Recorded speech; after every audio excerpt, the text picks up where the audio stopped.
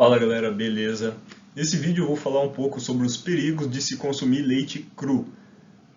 Pode ser que vocês não saibam, mas existem diversas doenças, bactérias, né, que podem estar presentes no leite ou em produtos derivados do leite, como o queijo, por exemplo, e podem ser transmitidas para o ser humano, na hora do consumo, tá? Essas doenças causam um grave problema de saúde pública, porque é muito fácil de contrair elas, e ela afeta grupos específicos da população, podendo causar intoxicação alimentar, tá? São doenças sérias, graves, e é muito importante que o leite seja produzido em condições adequadas. A venda do leite cru no Brasil é proibido, mas a gente sabe que acontece muito, principalmente com pequenos produtores, né? E pessoas que utilizam do leite ou da produção para sobrevivência, para ter renda, né? Porém, às vezes por ser cultural, ter aquele conhecimento de que o leite cru é melhor, que você perde nutrientes esquentando o leite, né? Às vezes, pela pessoa ter esse tipo de pensamento, ela acaba se contaminando com bactérias e doenças que são extremamente prejudiciais e podem até levar ao óbito da pessoa.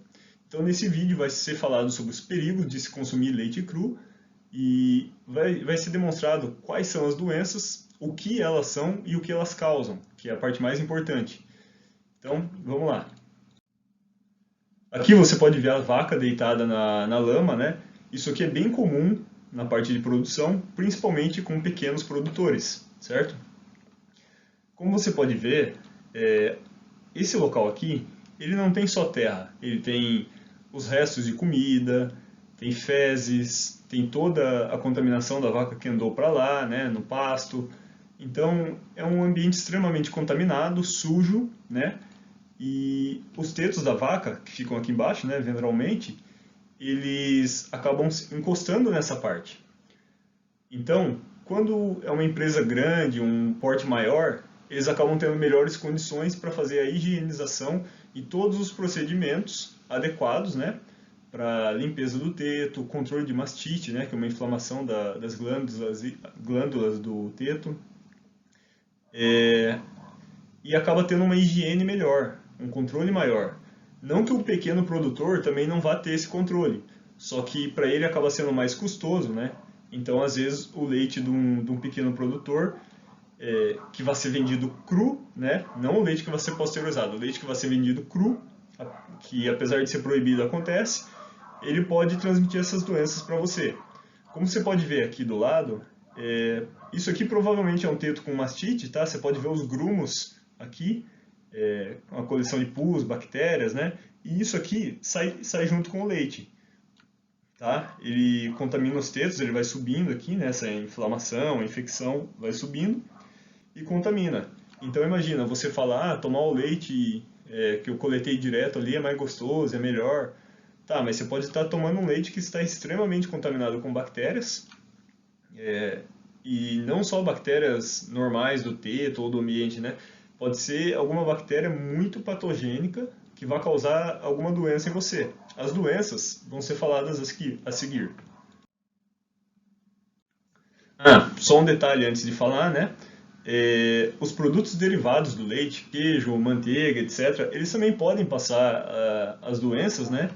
Mas não são todos os produtos que precisam ser pasteurizados, tá? Por exemplo, em Minas, os queijos de Minas, principalmente os que são feitos de forma artesanal, eles têm um controle sanitário muito bom, né, nesse estado, né, nessa região. E aí é uma outra questão. Normalmente o gado é vacinado, ele é controlado, tem atestado de exames contra brucelose, tuberculose. Eles têm um controle sanitário muito grande para poder garantir que mesmo na produção artesanal, que seja pequena ou grande, ela tenha segurança para ser consumido cru. Então, os queijos, por exemplo, de Minas é totalmente diferente. Não quer dizer que só porque o queijo foi produzido com leite cru, que ele está inapto ao consumo. Não quer dizer isso. Mas o leite, quando pasteurizado, é muito mais seguro para o consumo da saúde pública, das pessoas. certo? Então, se você... Eu mesmo já tomei leite direto, assim, da vaca, tá? Mas você toma quando criança, assim, às vezes não sabe do risco, né? As pessoas que te dão também às vezes não sabem do risco. Mas se o gado for controlado para doenças, tiver um controle sanitário, né? Não tem muito problema. Agora, se for um gado desconhecido, como é a maioria dos pequenos, né, da pessoa que às vezes vende só para sobreviver ali, né, tem uma vaquinha no fundo do quintal, aí é diferente. O risco é muito maior, tá? Então, existem produtos derivados crus, do leite cru, e isso não quer dizer que eles são ruins para o consumo. Eles podem ser bons, tá? Mas vai depender do controle sanitário que o produtor tiver. Aqui, essa doença, por exemplo, ela não tem nome, tá? Eu não coloquei o nome dela para vocês aí, mas foquem nas imagens demonstradas. Brucelose. Ela é uma doença que é causada por uma bactéria. Normalmente afeta mais os profissionais que trabalham com animais, né? Ou trabalham com açougue, né? Veterinários, magarefes, tratadores de animais, mas ela pode ser transmitida através do consumo do leite cru não pasteurizado e de produtos derivados do leite que estejam crus também. A brucelose é causada por uma bactéria, tá? Ela afeta diversas espécies, porém eu vou focar aqui mais no ser humano, porque a gente está falando dos perigos do leite para o consumo humano, né? Para a saúde pública. Então, essa bactéria, o que ela pode causar? Febre, mal-estar, dor de cabeça, dor articular, dor nas costas, sudorese, né, que é suar, né, sudorese noturna, infecções de pele, como você pode ver aqui, ó, fica esses nódulos, vão inchando e depois eles vão vazando, né, supurando. Para mulheres, a brucelose também pode causar aborto, por isso que ela é extremamente importante em saúde pública. Imagina você tomar um leite cru não pasteurizado e acabar sofrendo um aborto, né? É muito triste, né? E isso normalmente acontece com pessoas de mais baixa renda, né? Devido à situação vulnerável em que eles se encontram. O aborto normalmente acontece na primeira e na segunda, acho que no primeiro e segundo trimestre de gestação. E em seres humanos, além da dor articular, ele também pode causar uma inflamação no testículo, que aumenta de certa forma, que acaba causando muita dor, muito incômodo, e pode deixar o homem infértil também. Então, imagina, tudo isso por causa de uma bactéria que foi consumida através de um queijo, uma manteiga, um leite que estava cru. Por isso, e isso é a primeira doença que eu estou falando, então olhem a importância, né? Vocês podem achar que isso é uma raridade, porém não é. Tem diversas regiões aqui no Brasil que estão contaminadas que o gado está contaminado e que acaba passando para as pessoas, tá? Então é extremamente importante saber quais são os riscos, né, para criar uma consciência de quais são os riscos do consumo do leite cru. Outras doenças que podem ser transmitidas também, que são de extrema importância, são, por exemplo, a listeriose, a salmonela e a criptosporidiose. A salmonela e a listeriose são bactérias. O Cryptosporidium é um protozoário. Eles podem ser transmitidos também através do consumo do leite cru. No caso, a listeriose, como vocês podem ver aqui, ela afeta diversas espécies, a salmonela também e o Cryptosporidium também. Mas a listeriose, para crianças, idosos e gestantes, ela é extremamente importante. Ela também pode causar aborto, é causada por uma bactéria. Essa bactéria vai se movendo e vai se infectando, vai se espalhando e infectando o corpo, né? Ela foge das defesas corporais, né, do nosso sistema imune e causa diversos sinais, tá? Ela é transmitida, ela atravessa a placenta, por isso que ela pode causar o aborto. Então, durante a gestação, o feto, essa bactéria vai se multiplicando, andando pelo corpo, acaba atravessando a placenta e passando para a criança, podendo causar o óbito, né, e o aborto do neném. Os sinais clínicos são bem similares, como vocês podem ver aqui embaixo, ela causa infecções de pele, órgãos, né, abscessos, fraqueza, depressão, febre, diarreia, sinais neurológicos, você pode ter umas convulsões também, tá? Principalmente idosos. Ela pode causar um aumento aqui nas costas, né, do linfonodo. Normalmente causa um nódulo aqui atrás. Doença de andar em círculo, ataxia, cabeça pressionando contra objetos. Isso aqui tudo são sinais neurológicos, tá bom? Podem acontecer não só nos animais, como no ser humano também.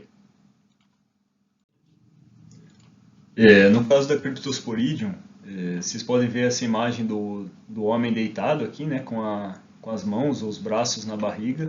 O Cryptosporidium é um protozoário.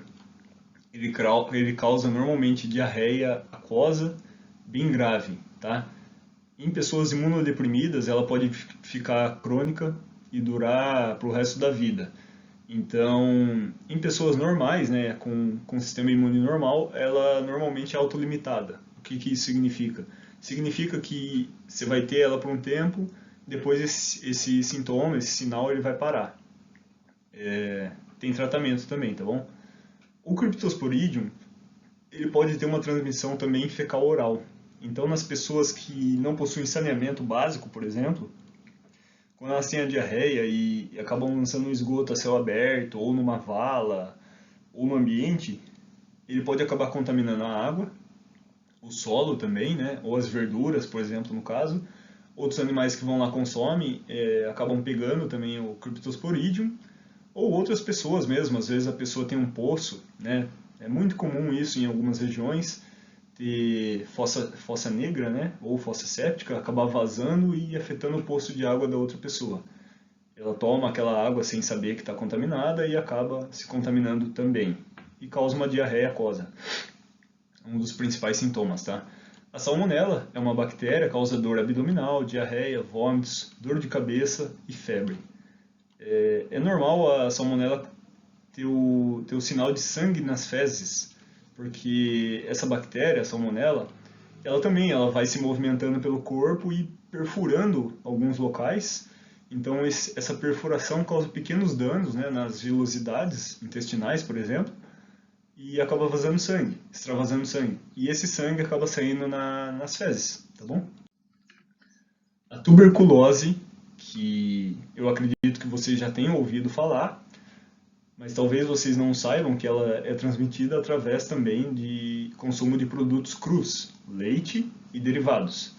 Então a tuberculose, vocês sabem, é uma doença crônica, causa tosse seca, cansaço, nódulos nos pulmões, né? Causa infecções pulmonares, pneumonia, febre baixa, também causa sudorese noturna, né? Então lembra da brucelose, que também causa sudorese noturna. Para o ser humano, normalmente falam muito da tuberculose transmitida por via aérea, né? Com tosses, espirros, uma pessoa falando muito próxima da outra, mas esquecem de mencionar o consumo cru dos alimentos, né? Então, é uma zoonose e os animais podem passar para o ser humano, assim como o ser humano também pode passar para os animais. São dois tipos diferentes de bactérias, mas pode ocorrer a transmissão entre eles também, tá? Tem o Campylobacter jejuni também. O Campylobacter jejuni, um dos maiores problemas é que ele pode causar a síndrome de Guillain-Barré. Essa síndrome, ela vai afetar os nervos da pessoa, né? Causa uma degeneração. E assim, normalmente é uma degeneração rara, porém ela vai afetando os nervos da pessoa, causando paralisia dos músculos, fraqueza muscular, causa incoordenação também, e pode acabar levando à morte da pessoa, pode acabar levando ao óbito. E é raro, mas acontece, tá? Basicamente, o sistema imune, né, começa a atacar os nervos e destruir os próprios nervos, as terminações nervosas do corpo. Então, eu não sei se vocês sabem, mas nosso sistema nervoso coordena praticamente tudo aí, né? Ele que recebe e estimula os impulsos elétricos do corpo, né? Então, se você tem uma contaminação com Campylobacter, pode acontecer a síndrome de Guillain-Barré e todos esses sintomas que eu falei, né?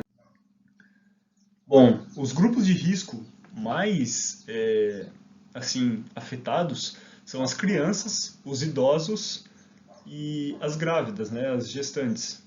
Porque normalmente o sistema imune deles ou não está totalmente maturo, totalmente completo para se defender contra essas infecções ou protozoários, né? Ou tem alguma falha no sistema imune, né? Eles estão imunodeprimidos ou a pessoa já tem alguma doença, né? E acaba sendo mais fácil para essas bactérias contaminarem essas pessoas. Então, vocês podem ver, o leite, apesar de ele ser um ótimo alimento, ele é extremamente nutritivo, é um ótimo alimento, não tenha dúvidas disso, mas ele tem que ser feito da forma correta. Tem que fazer a pasteurização do leite, tem que tomar os cuidados básicos, adquirir principalmente de locais com procedência, né? E essa procedência você pode confirmar através dos rótulos, tem o CIF, o CISP, CISB, o SIM. O que significa esses rótulos que às vezes você vê no produto? Significa que esse produto ele tem uma origem confiável e ele foi inspecionado por um médico veterinário. Então, um produto que é inspecionado, ele acaba tendo a garantia de que está livre de patógenos ou de riscos para a saúde do consumidor, tá bom?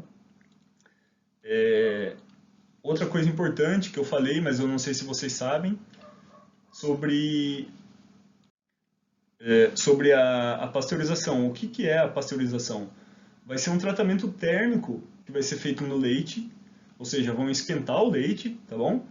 Para eliminar micro-organismos patogênicos, qualquer probleminha que tiver no leite, ele vai ser eliminado através do aquecimento do leite. Por isso que, se você não souber, né, muitas vezes a gente vê lá a mãe, a avó, tio, sei lá, alguém da família esquentando o leite. Quando você é criança, às vezes você vê ele esquentando o leite, fervendo, aí o leite vaza no fogão, né, ou no micro-ondas. Enfim, está fazendo um aquecimento para eliminar os micro-organismos. Existem vários tipos de pasteurização, tem a rápida, a ultra rápida e a lenta. Mas isso é assunto para um outro vídeo que tem aqui no meu canal também. Então, se você quiser saber sobre os tipos de pasteurização do leite, é só clicar aí que você vai achar, tá bom? Esses rótulos, voltando ao assunto dos rótulos, né? Você pode verificar no leite aqui, no leite de caixinha, né? Normalmente eles estão próximo do código de barra, na parte posterior aqui ou na lateral, tá bom? E qualquer um desses rótulos garante que o alimento foi inspecionado. O SIM, por exemplo, significa Sistema de Inspeção Municipal. O CIF, Sistema de Inspeção Federal, tá? Aí tem estadual, tem o CISB, que tem a mesma equivalência que o federal, certo? Então o importante é você adquirir um produto de procedência, que tenha rotulagem, que esteja dentro da validade, né? Tanto faz se o leite é de caixinha, se é de saquinho, se está na garrafa, tanto faz. O leite é um alimento nutritivo, é um alimento importante, mas deve-se tomar esses cuidados básicos, né, de não comprar um leite sem procedência ou um leite aleatório de alguma pessoa que você conhece e tem uma vaquinha no fundo do quintal, porque pode estar contaminado, tá bom? Então dê preferência aos leites que são inspecionados, que vêm de alguma empresa, que tem uma procedência, né, que você, assim, às vezes você está pagando R$1 ou R$2 a menos, né, e está pegando uma doença que lá no futuro você vai gastar infinitamente mais, né, para acabar se curando ou tratando essa doença, se você conseguir, né. Então, por isso que é muito importante você saber dos perigos do consumo do leite cru e se proteger, tá bom? Proteger você, proteger sua família, tá? Então, esse vídeo basicamente ensinou vocês a ter uma consciência de que consumir o leite cru não é adequado. Você pode consumir produtos derivados do leite cru, desde que eles tenham alguma procedência, tá? Como eu falei, o exemplo dos queijos de Minas, os queijos artesanais, tá? Mas, se não for de algum lugar conhecido, que tenha boas práticas, que tenha um gado vacinado, e isso é mais difícil de você saber, né? Você acaba correndo um risco muito maior, tá? Espero ter ajudado, tirado as dúvidas de vocês, né? E consumam leite, porém tenham a consciência de que o leite cru, direto da vaca, direto de alguém sem procedência, pode te fazer muito mal, tá bom? Espero ter ajudado. Se você gostou, segue aí, deixa o like aí no canal. Até a próxima. Tchau.